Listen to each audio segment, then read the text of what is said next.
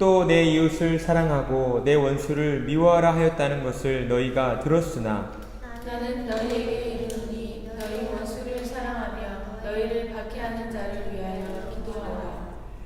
이같이 한즉 하늘에 계신 너희 아버지의 아들이 되리니 이는 하나님이 그 해를 악인과 선인에게 비추시며 비를 의로운 자와 불의한 자에게 내려주심이라. 너희가 너희를 사랑하는 자를 사랑하면 무슨 상이 있으리요? 세리도 이같이 아니하느냐?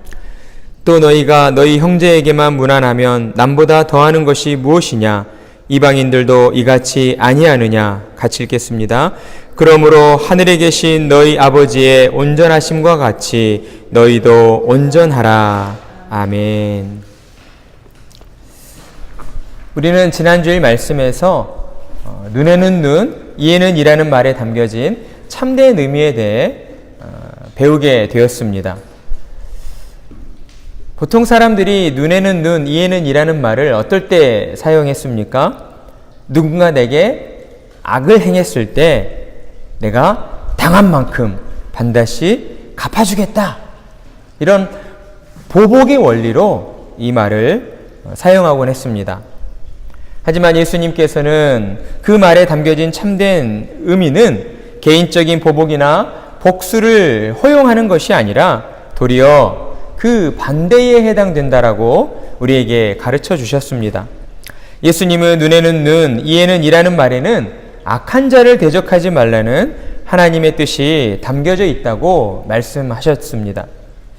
왜 악한 자를 대적하지 말라고 하셨습니까?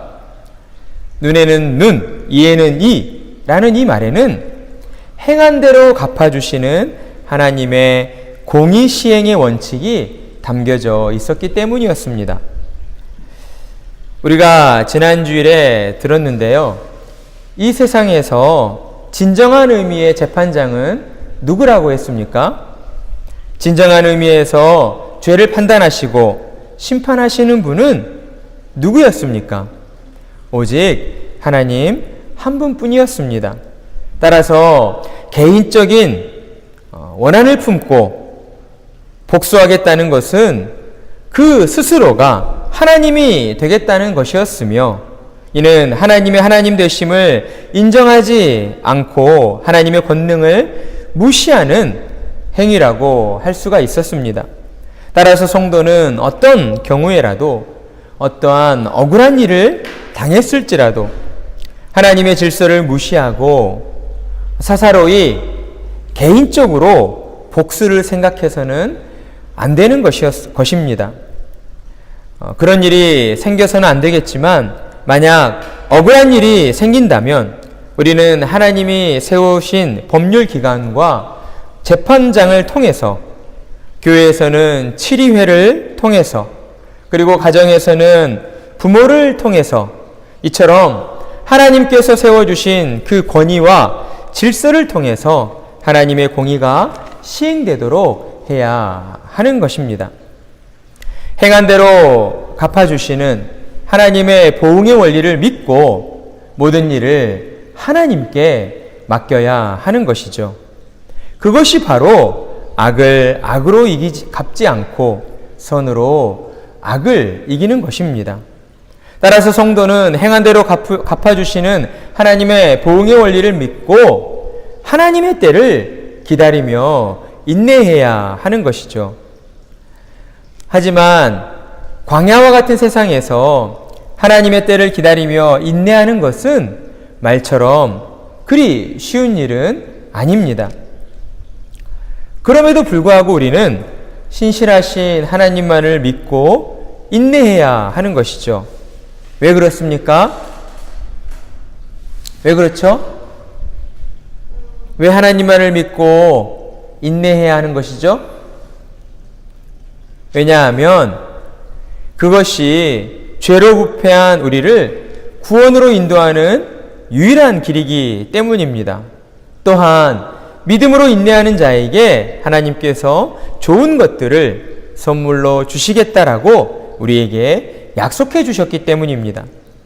그러니 성도로 부름받은 사람이 이 땅을 사는 동안 끝까지 놓지 않고 붙잡아야 할 것은 무엇이겠습니까? 그것은 오직 믿음입니다. 행한 대로 보응하시는 하나님을 믿는 믿음인 것이죠. 그렇게 하면 우리의 인생이 어떻게 변할까요? 우리가 행한 대로 갚아주시는 하나님을 믿고 우리 인생의 모든 무거운 짐들을 하나님께 맡겨드리니 우리 인생이 얼마나 가벼워지겠습니까? 나의 모든 문제를 주님께 맡겨드리니 얼마나 편안하겠습니까? 그보다 더 편안하고 안전한 인생이 또 어디 있겠습니까? 오직 믿음으로 행한 대로 보응하시는 하나님의 그 때를 참고 인내하면서 하나님의 의를 추구하며 살아가시는 성도님들이 되시기를 축복합니다.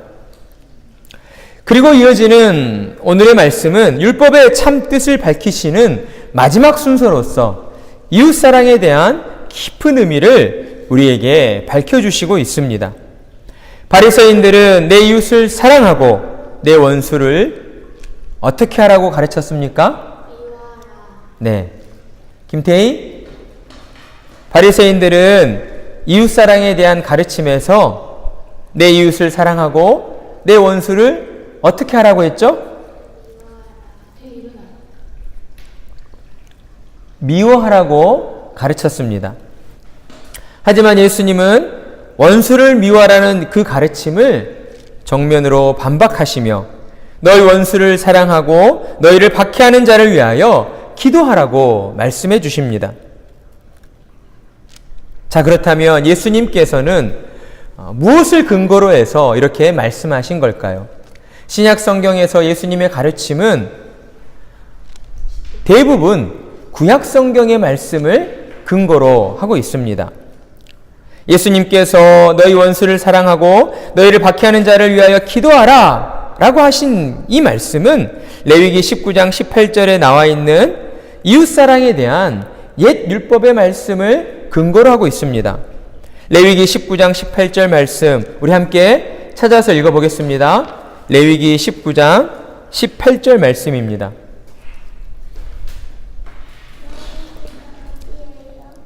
졸리면 자리에서 일어나서 말씀을 들어도 괜찮습니다. 레위기 19장 18절 말씀입니다.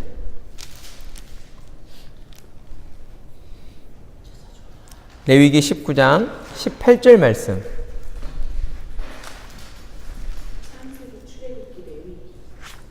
네, 19장. 레위기 19장 18절 페이지 수를 한번 불러주세요.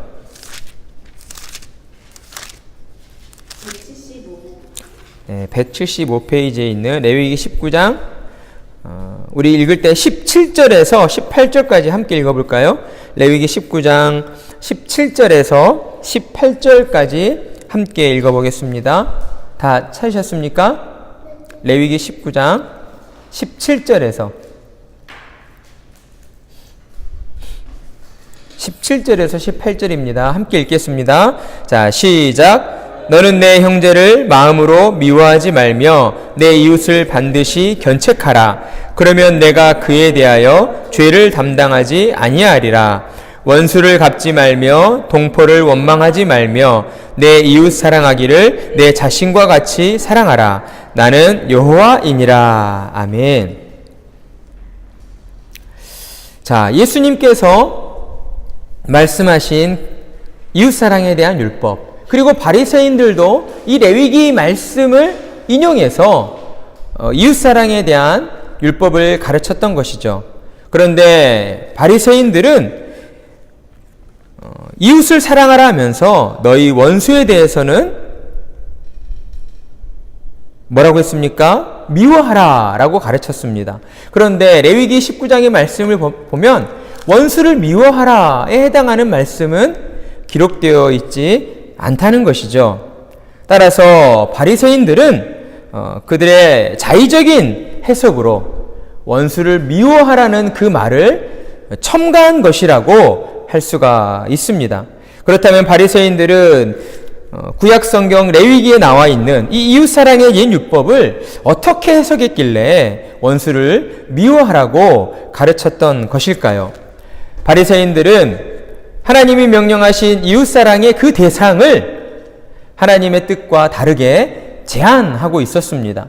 하나님께서는 분명 레위기 19장 17절과 18절의 말씀을 통해서 내 형제를 마음으로 미워하지 말고 내 동포를 원망하지 말라고 하신 다음 그 뒤에 이어서 내 이웃을 반드시 견책하고, 여기서 견책한다는 의미가 무엇인가요? 그의 허물이나 잘못을 꾸짖어서 앞으로 그런 일이 없도록 주의시키는 거예요. 그러니까 미워하는 사람에게 이런 일을 하게 됩니까? 그렇지 않죠. 우리가 마음으로 좋아하기 때문에, 그 사람을 사랑하기 때문에 견책하는 일들을 하게 되는 거잖아요.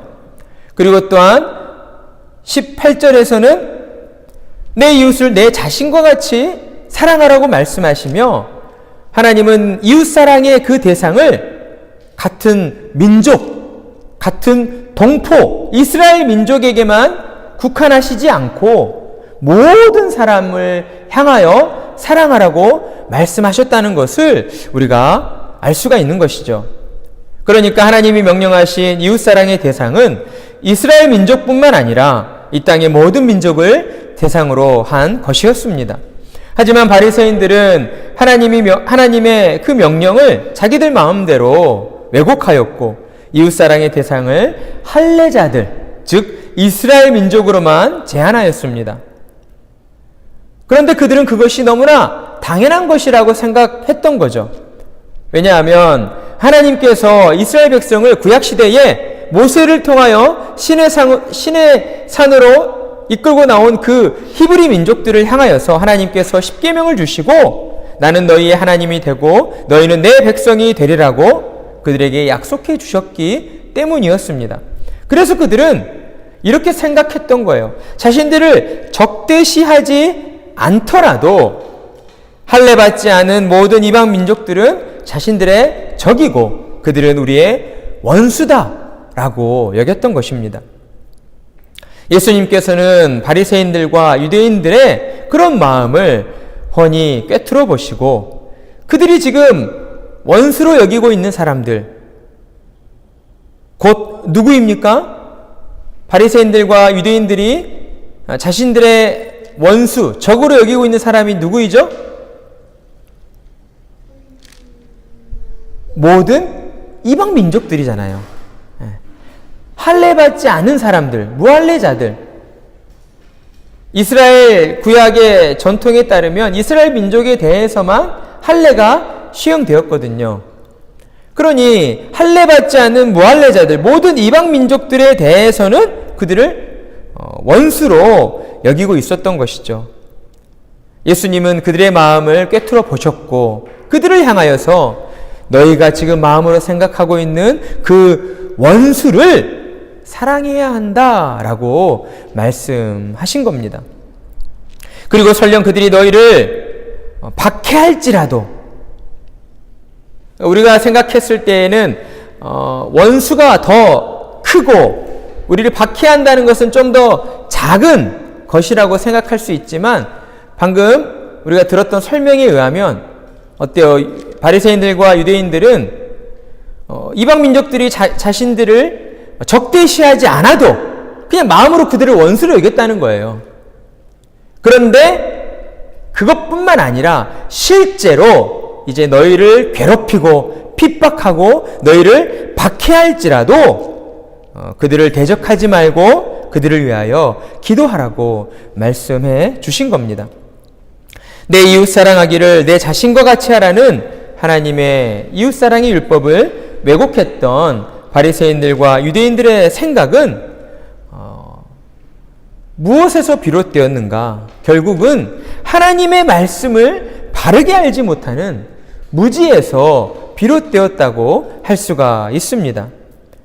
왜냐하면 구약의 잠언 25장 21절의 말씀을 보면 이웃사랑에 대한 하나님의 뜻이 너무나 분명하게 드러나고 있기 때문입니다. 잠언 25장 21절 말씀, 내 원수가 배고파 하거든 음식을 먹이고 목말라 하거든 물을 마시게 하라. 그렇습니다. 하나님께서는 신약시대에 주신 새 언약뿐만 아니라 옛 언약인 구약 성경을 통해서도 계속해서 너희 원수를 사랑하라고 우리에게 말씀하셨던 것입니다. 왜냐하면 원수를 사랑하는 것이야말로 하나님의 사랑의 본질을 나타내는 것이기 때문이지요. 그리고 하나님은 내 원수를 내 자신과 같이 사랑하라 하신 그 율법을 신약시대에 이르러 당신의 아들이신 예수 그리스도를 십자가에 죽이심으로 친히 이루어 주셨습니다. 하나님은 사랑의 본질이 무엇인가를 우리에게 보여주셨고 그 사랑으로 죄로 타락한 모든 원수된 자들을 용서해 주신 것입니다.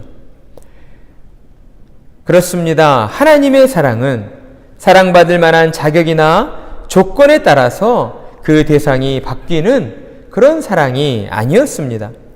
하나님은 친히 자신의 전부를 내어주시며 죄로 타락한 원수된 자들을 사랑해 주신 것이지요. 그래서 하나님은 내 이웃을 내 자신과 같이 사랑하라고 하나님의 백성들을 향하여 명령하셨던 겁니다. 그리고 사랑의 본질을 아시는 예수님께서는 오늘 바리새인들과 제자들과 유대인들을 향하여서 원수를 미워하라는 바리새인들의 잘못된 해석을 정정해 주시며 너희는 원수를 사랑하고 너희를 박해하는 자를 위하여 기도하라고 말씀해 주신 것입니다. 하지만 원수를 사랑하라 하신 주님의 이 명령은 죄된 본성으로 살아가는 우리에게 있어서 여전히 어려운 율법으로 다가오는 것이 사실입니다.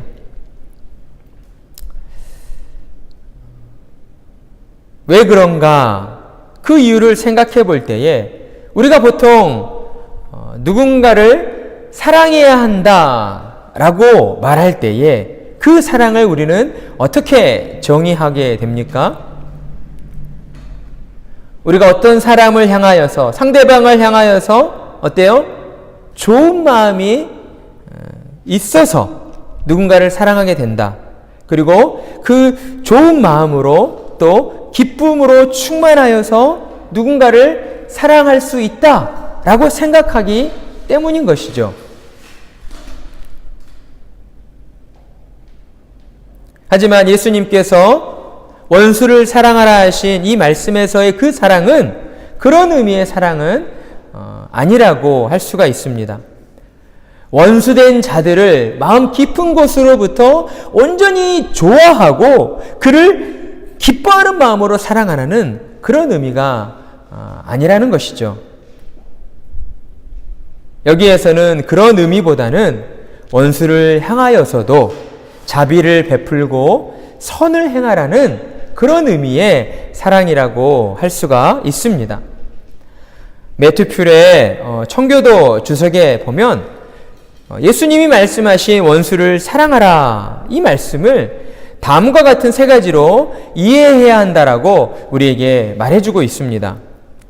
첫째는 원수들에게 사사로운 복수를 해서는 안 된다라고 말합니다. 이것은 우리가 지난 주일에 들었던 보복하지 말라는 말씀과 일맥상통하는 말이라 할 수가 있겠죠. 원수를 향해서 개인적인 보복을 행하는 것은 하나님의 공의를 믿지 못하는 불신앙이었으며 또한 원수되었던 우리를 사랑하신 하나님의 사랑을 무가치한 것으로 여기는 죄에 해당되는 것이기 때문입니다. 그리고 두 번째는 원수들에게도 일상적인 친절과 인자함을 베풀어야 한다라고 말합니다. 잠언 25장 21절 말씀 우리가 좀 전에 함께 읽었던 말씀처럼 내 원수가 배고파하거든 음식을 먹이고 목말라 하거든 물을 마시게 하라 라고 말씀하셨습니다. 그러니 잠언의 이 말씀을 보면 우리의 원수된 자들이 죽음의 기로에 놓이게 되었을 때에 그만큼 절박한 상황에 놓이게 되었을 때에 그를 외면해서는 안 된다는 것이죠.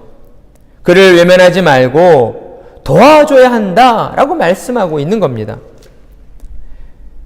우리가 우리의 원수된 자들을 향하여 도와주는 그 도움은 아주 최소한의 도움이라고 할 수가 있습니다. 이는 생명의 주권이 하나님께 달려있음을 인정하는 것이죠. 원수된 자가 배고파서 굶주려 죽게 된 것을 우리가 보았음에도 불구하고 그를 그냥 내버려 둔다면 어때요?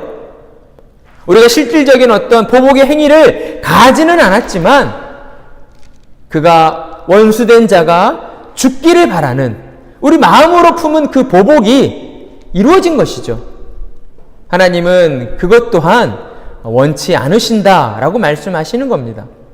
그래서 원수된 자들을 향하여서도 우리가 일상생활에서 그들이 아주 절박한 상황에 놓여 있을 때 최소한의 친절과 인자함을 베풀어야 한다는 것이죠. 그리고 세 번째는 무엇입니까? 원수들의 영혼을 위하여 우리가 할 수 있는 모든 것을 행해야 한다고 말하고 있습니다. 예수님은 우리에게 너희를 박해하는 자를 위하여 기도하라고 명령하셨습니다. 예수님께서 무슨 이유 때문에 그들을 위해 기도하라고 하신 걸까요? 그들이 잘 먹고 잘 살기 위해서 기도하라고 하신 걸까요? 아니죠. 무엇보다 예수님께서 너희의 원수된 자들을 위하여 기도하라, 너희를 박해하는 자를 위하여 기도하라 라고 하신 이유는 그들이 너희를 박해하는 그 본질적인 이유를 그들이 모르고 있기 때문이다. 그들이 무지하기 때문에 너희를 박해하고 있다. 그렇기 때문에 그들이 너희를 박해하는 그 참된 이유이신 예수 그리스도를 깨달아 알 수 있도록 그들의 영혼을 위하여 기도해야 한다라고 말씀해 주신 겁니다. 그들은 훗날 하나님의 심판대 앞에서 자신들에게 닥칠 어떤 일들이 닥칠지 전혀 모르고 있는 거예요. 하나님의 영원한 심판 앞에서 그들은 죄인으로 이제 지옥불에 던져져 영원히 꺼지지 않는 지옥불에서 고통받는 그 형벌을 받아야 된다는 것을 그들은 전혀 눈치채지 못하고 전혀 모르고 있다는 것이죠. 그래서 예수님께서는 그들의 영혼을 긍휼히 여기는 마음으로 그들의 영적 무지함을 위해 기도해야 한다라고 말씀해 주신 겁니다. 우리는 그들의 죄 용서를 위해 기도해야 합니다. 다윗이 그러했고 신약 성경에 나오는 스데반 집사가 그러했습니다. 사도행전 7장 60절 말씀을 보면 스데반 집사가 성전에서 유대인들에게 구약 성경에서 선지자들이 예언하고 있는 그 메시아가 바로 예수 그리스도이시다 라고 하는 복음을 전파하자 어때요? 당시 사울이었던 이제 바울로 예수님을 만나고 계명하였던 그가 무리들을 선동해서 이끌고 나와서 스데반 집사를 돌로 쳐 죽이는 그러한 무자비한 일을 행했을 때에 사도행전 7장 60절에 스데반이 무릎을 꿇고 크게 불러 이르되 주여 이 죄를 그들에게 돌리지 마옵소서 이 말을 하고 자니라 라고 기록하고 있는 것을 우리가 보게 됩니다. 그리고 우리의 구주 되신 예수님께서도 십자가 위에서 죄인들의 무지함을 용서해 주시라고 기도하셨습니다. 누가복음 23장 34절 이에 예수께서 이르시되 아버지 저들을 사하여 주옵소서 자기들이 하는 것을 알지 못함이니이다 하시더라. 그들이 그의 옷을 나눠 제비 뽑을세 라고 말씀하고 있습니다. 이렇듯 하나님의 사랑으로 죄 용서받고 그리스도 안에서 하나님의 자녀가 된 성도는 비록 마음으로부터 원수를 좋아하고 사랑하지는 못할지라도 하나님이 보여주신 그 사랑의 본질을 깨달아서 원수된 자들과 우리를 박해하는 자들에게 자비와 선을 적극적인 마음으로 베풀어야 하는 것입니다. 그런데 어떻습니까? 이렇게 하는 것도 결코 쉬운 일이 아니라는 것이죠. 그렇기 때문에 성도는 매일 하나님의 말씀 앞에서 자신의 마음을 비춰보아야 하는 것입니다. 그리고 하나님의 말씀에 순종하지 않고 반항하려는 우리 육신을 쳐서 하나님의 명령에 순종하도록 복종시켜야 하는 거예요. 그냥 예수님 믿습니다, 하나님 도와주세요, 그렇게 말로만 떠든다고 해서 우리 믿음이 성장하고 성숙해지는 게 아니라는 겁니다. 늘 하나님의 말씀을 읽고 묵상함으로써 그 말씀으로 우리의 영혼을 들여다보아야 하는 거예요. 하나님의 말씀으로 우리의 영혼을 비춰봐야 우리가 무엇을 잘못하고 있는가, 내가 얼마나 큰 죄인인가를 새삼스럽게 느끼고 깨닫게 되기 때문입니다. 그런데 어때요? 오늘날 많은 신자들을 보면 하나님의 말씀 읽기를 너무 어려워해요. 싫어해요. 시간이 없다고 해서, 바쁘다고 해서, 다른 중요한 일들이 더 먼저라고 해서 그런 여러 가지 이유들로 하나님의 말씀에서 멀어지고 있습니다. 그것은 스스로를 하나님의 은혜로부터 멀어지게 만드는 것이고, 또한 이 힘든 광야와 같은 인생을 하나님의 도움 없이 자신의 힘과 능력으로 어떻게든 해보겠다고 하는 그런 어리석은 행위일 뿐이라는 것임을 우리는 잊지 말아야 할 것입니다. 우리가 이렇게 하나님의 말씀 앞에서 우리 자신을 비춰보고 그 말씀에 어떻게든 순종하려고 노력하는 것이 왜 그렇게 중요한가? 그렇게 하는 모습이 우리가 하나님 앞에서, 또한 교회와 성도들 앞에서 진짜 성도임을 증명하는 증거가 되기 때문입니다. 45절에서 47절까지의 말씀이 이를 잘 설명해 주고 있는 것이죠. 먼저 45절의 말씀은 너희가 원수를 사랑하고 박해하는 자를 위해 기도하면 하나님의 자녀가 될 수 있다라고 말씀하신 것처럼 우리에겐 보이지만 이 말씀은 그런 말씀이 아닙니다. 오히려 그 반대로 하나님의 은혜로 택함 받은 자들은 하나님의 사랑으로 하나님의 자녀가 되었기 때문에 원수를 사랑하고 너희를 박해하는 자를 위하여 기도할 수 있게 되었다라고 말씀하신 것이죠. 즉 하나님의 자녀에게 임한 복음의 능력으로 죄된 본성을 거슬러 원수된 자들에게 자비와 긍휼을 베풀 수 있게 되었다라고 말씀하신 겁니다. 하나님의 자녀로 부름받은 성도들이 원수를 사랑해야 하는 것은 무엇보다 하나님이 온 세상을 사랑하시고 선한 사람이든 악한 사람이든 그들 모두에게 똑같이 해를 비춰주시고 또한 그들에게 동일하게 비를 내려주시기 때문입니다. 우리는 이것을 하나님의 일반 은총이다 라고 말합니다. 이렇듯 우리가 사는 이 세상에 베풀어지는 하나님의 일반 은총은 셀 수 없이 많다고 할 수 있죠. 지금 이 순간에도 지구의 모든 생명체가 숨을 쉬고 살 수 있는 것은 하나님께서 지금 이 순간에도 지구의 대기권을 우리가 숨을 쉴 수 있는 그 상태로, 아주 적정한 상태로 유지해 주시기 때문이라는 것이죠. 이것은 하나님의 특별 은총이 아닙니다. 모든 사람들에게 하나님이 창조하신 모든 피조 세계 가운데에 베풀어 주시는 하나님의 일반 은총인 것이죠. 우리가 음식을 먹고 물을 마실 수 있는 것도 이렇듯 하나님의 일반 은총 때문이라고 할 수가 있습니다. 이러한 하나님의 일반 은총에는 제한이 없다라는 것이죠. 모든 피조 세계에 값없이 주시는 하나님의 선물이기 때문입니다.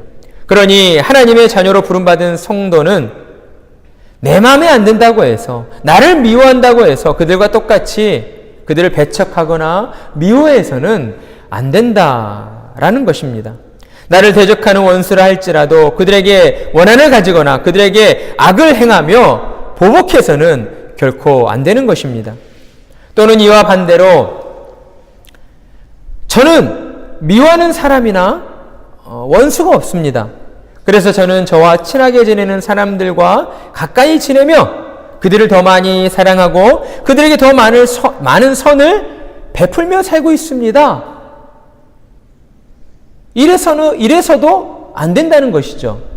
이런 사람들을 향하여서 우리 주님께서 뭐라고 말씀하셨습니까? 너희가 너희를 사랑하는 자를 사랑하면 무슨 상이 있으리요? 세리도 이같이 하지 아니하느냐? 또 너희가 너희 형제에게만 무난하면 남보다 더하는 것이 무엇이냐? 이방인들도 이같이 아니하느냐라고 질책하시며 훈계하시고 있다는 것입니다. 그렇습니다. 하나님의 사랑은 사람을 차별하는 사랑이어서는 안 되는 것입니다. 하나님은 무엇보다 우선적으로 세상 가운데 버림받고 소외당하는 죄인들을 사랑해 주셨습니다.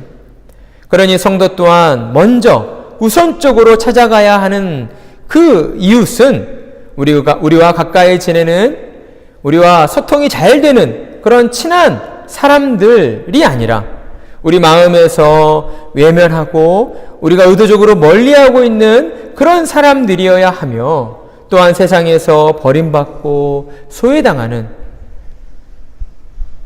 어려움과 고통 속에서 힘겨워하는 그런 이웃들이어야 한다는 것입니다.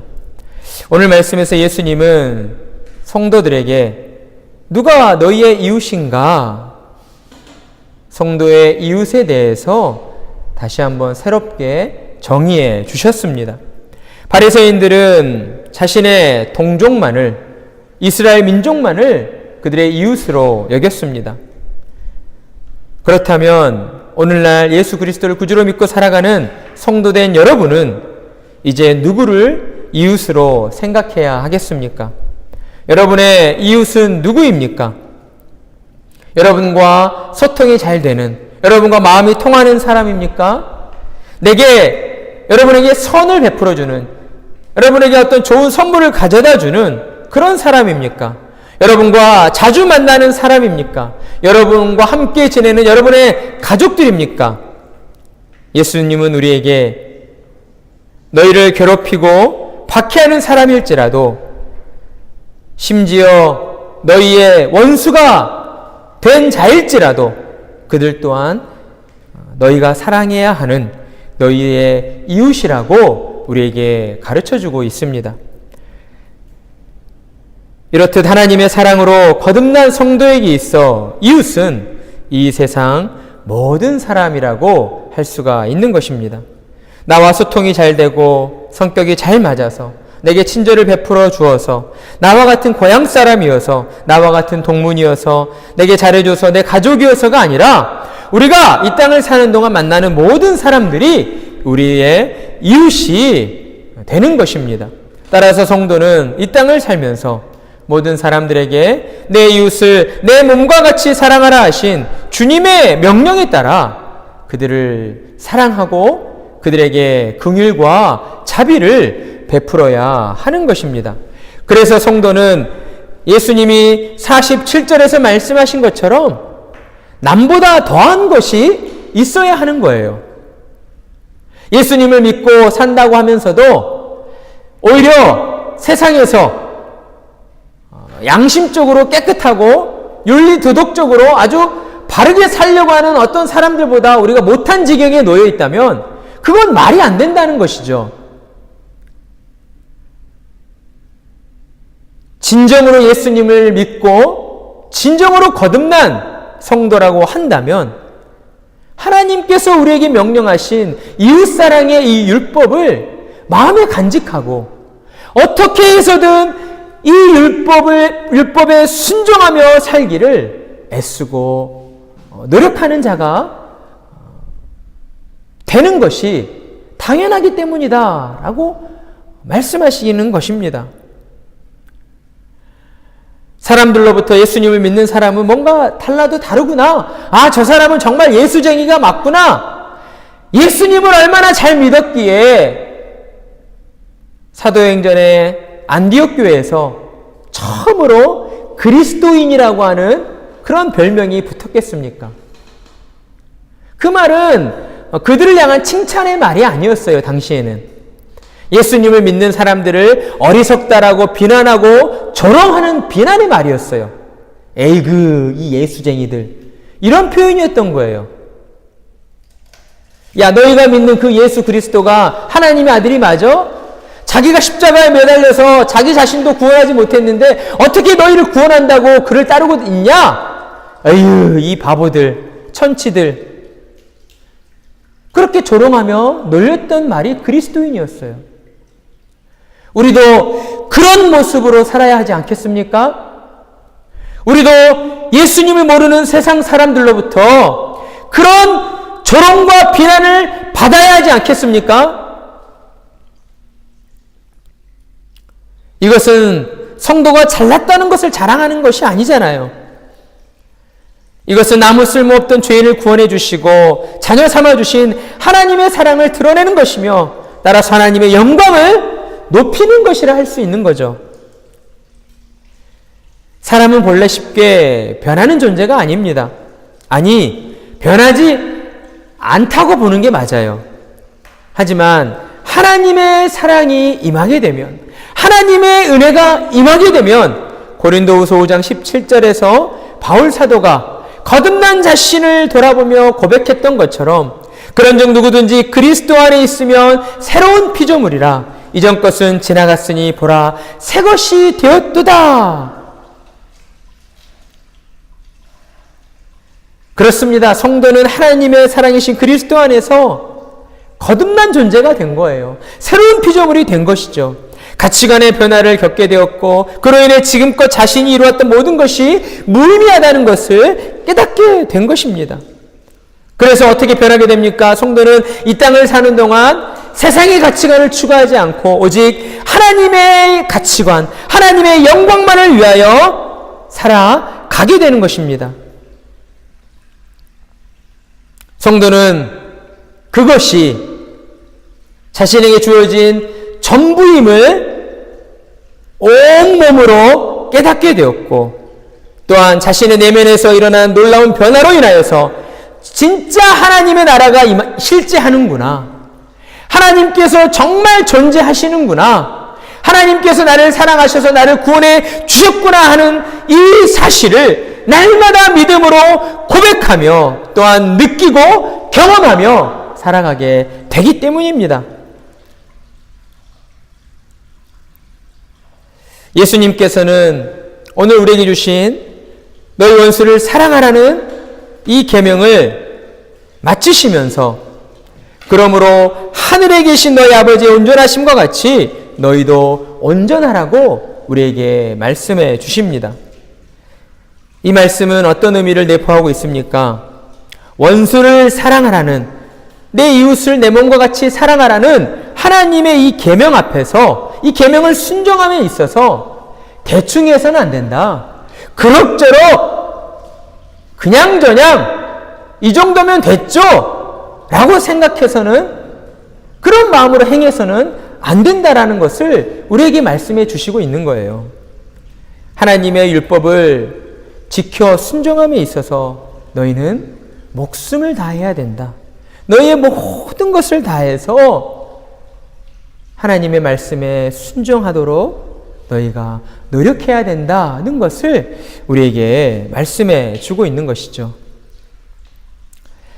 우리나라의 한 인물 가운데에 원수를 사랑하라 하신 주님의 이 계명에 온전히 순종하셨던 한 분이 있습니다. 그분이 혹시 누구인지 아십니까? 그분의 별명이 사랑의 원자탄이에요. 사랑의 원자탄이라 불리셨던 손양원 목사님이십니다. 손양원 목사님은 전라남도 여수에 있는 애양원, 당시에 이제 나병 환자들, 한센병 환자들을 이렇게 따로 격리했던 곳이죠. 지금은 나병 환자들을 이제 치료할 수 있는 그런 어떤 의학 수준에 이르렀지만 그 당시만 해도 나병에 걸리면 치료 방법이 없었어요. 전염병이었기 때문에 가족들과 생이별을 해야 됐고 완전히 이제 고립된 섬에 갇혀서 살아야 했습니다. 여수에 있는 그 애양원이라고 하는 곳에서 나병 환자들을 지극정성으로 보살피며 그들에게 하나님의 사랑을 실천하며 지내셨습니다. 손영원 목사님은 나병이 가장 심한 환자들에게 더 많은 애정을 가지셨고 일화 가운데에 그들이 거부하는데도 불구하고 그들의 손을 잡고 함께 식사하기도 했다고 합니다. 그리고 당시 사람의 침이 나병에 좋은 약이 된다고 하여서 손영원 목사님이 자기의 입으로 직접 피고름을 빨아내는 일도 마다하지 않았다고 해요. 이후 손영원 목사님은 일제치하 당시 신사참배를 반대하다 이제 감옥에 잡혀 들어가게 되었고 해방되기까지 5년 동안 감옥살이를 해야 했습니다. 5년 동안 모진 고문이 이어졌지만 손영원 목사님은 단 한 번도 그의 신앙을 배교하지 않았습니다. 그리고 이제 1945년 8월 15일 해방을 맞아 헤어졌던 가족들과 다시 만나게 되었습니다. 모든 고난이 이제 끝났구나 생각했지만 고난은 여기에서 그치지 않았던 것이죠. 당시 우리나라는 이제 남한과 북한으로 나뉘기 전에 이제 공산 이념이 우리나라에 들어왔습니다. 그래서 그 공산 이념으로 인해서 온 나라가 어지러움 가운데 놓여 있었어요.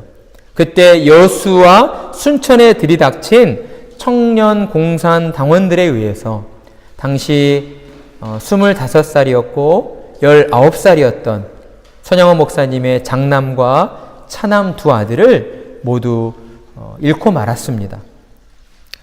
혹독한 감옥 생활도 신앙으로 꿋꿋이 이겨냈던 손영원 목사님이었지만 두 아들을 한꺼번에 잃은 슬픔은 무척이나 컸습니다. 하지만 손영원 목사님은 하나님의 은혜 가운데 신앙으로 두 아들의 죽음을 감사로 받아들이게 되었고 두 아들을 순교의 제물로 드리게 하신 하나님께 감사하며 9가지 감사의 고백을 드리게 되었습니다. 손영원 목사님의 9가지 감사의 고백 유명한 일화로 남아야 있습니다. 나중에 한번 찾아보셔도 좋을 것 같아요.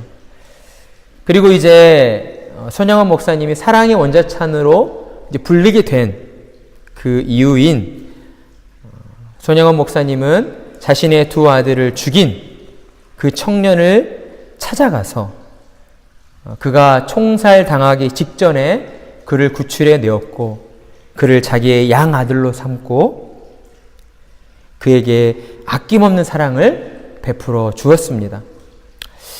손영원 목사님이 이렇게 행하신 것은 하나님께서 우리 주님께서 너희 원수를 사랑하라 하신 그 계명을 지키기 위해서였습니다. 여러분은 어떻습니까? 손영원 목사님의 이야기를 들으면서 여러분의 마음에 어떤 찔림이 있으십니까? 목사인 저도 손영원 목사님의 이런 예화 앞에서 너무나 큰 찔림을 느끼게 됩니다. 따라서 우리는 오늘 우리에게 주신 주님의 말씀, 너희 원수를 사랑하라. 그리고 하늘에 계신 너희 아버지의 온전하심과 같이 너희도 온전하라 하신 이 말씀을 우리의 마음 깊이 새겨야 할 것입니다. 하나님의 말씀으로 우리 자신을 돌아보며 깊이 반성해 보아야 하는 것이죠. 우리는 이웃사랑의 계명을 지키기 위해 얼마나 많은 노력을 해왔습니까? 아니, 우리 마음 가운데에 그 계명에 순종하고자 하는 그런 마음, 그런 의지를 갖기는 했습니까? 우리는 하나님 앞에서 정직해져야 할 것입니다. 나는 지금까지 하나님의 말씀대로 순종해 왔는지, 순종하려는 의지를 가지고 노력해 왔는지를 정직하게 돌아보아야 하는 것입니다. 단순하게 하나님의 계명을 듣고 하나님의 계명은 그것이구나 라고 듣고 넘기는 것으로 끝나서는 안 된다는 것이죠. 왜냐하면 만약 우리 가운데 하나님의 계명에 순종하려는 마음이 없고 그러고 싶은 의지조차 일어나지 않는다면 그 사람이 아무리 오랜 시간 교회를 다녔다 할지라도 그는 어쩌면 거듭난 성도가 아닌 가짜 신자 행사를 하는 사람일지 모르기 때문입니다. 하지만 우리가 진짜 거듭난 성도들이 맞다면 우리는 하나님의 계명을 우리의 전부로 받아들여야 하는 것이죠. 그것이 성도가 이 땅을 사는 이유이며 또한 하나님의 계명에 온전히 순종함으로써 성령의 열매를 맺어 하나님을 영화롭게 해드리는 일이기 때문입니다. 사랑하는 성도 여러분, 예수님은 우리에게 원수를 사랑하라고 말씀하십니다. 원수를 사랑하는 것은 목사님이나 선교사님에게만 해당되는 그런 계명이 아닙니다.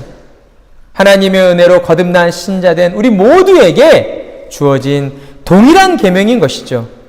따라서 우리는 하나님의 이 계명 앞에서 늘 우리 자신을 돌아보면서 이 땅을 살아가는 동안 우리가 만나는 모든 사람들을 우리의 이웃으로 여기고 그들에게 예수 그리스도의 복음을 전파하며 하나님의 사랑을 나누어 주는 일들에 더 많이 마음을 쏟고 또한 더 많은 시간과 물질을 들이고 그만큼 노력하며 살아야 한다는 것을 우리는 기억해야 할 것입니다. 그리고 또한 그 모든 일들이 우리의 의지와 노력만으로 되지 않는다는 것을 항상 기억하고 늘 하나님 앞에 나와 하나님의 도움과 은혜를 구하며 간절한 마음으로 기도해야 할 것입니다. 여러분이 온전한 순종을 향해 나아가고자 한다면 하나님은 그 모습을 기뻐하시고 여러분의 부족함을 하나님의 사랑으로 채워주실 것입니다.